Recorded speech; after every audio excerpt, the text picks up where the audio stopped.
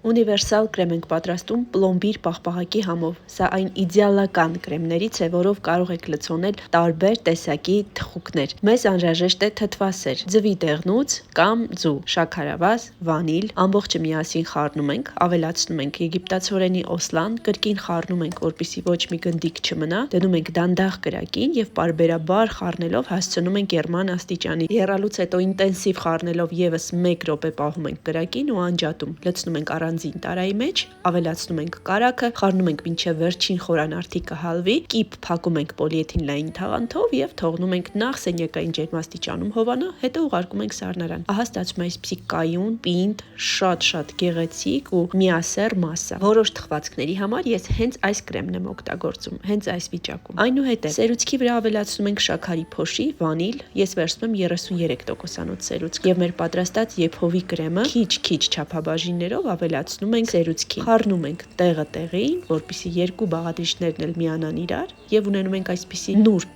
շատ կայուն, թեթև, իդեալական կրեմ, որը երբեք չի կտրվում, ստացվում է միշտ եւ բոլորի մոտ։ Սա առավիճակում իսկական պաղպաղակ է հիշեցնում։ Հա տեսեք ինչ գեղեցիկ տորթեր կարելի է պատրաստել հենց այս կրեմով։ Անպայման պահպանեք ու չմոռանաք միանալ։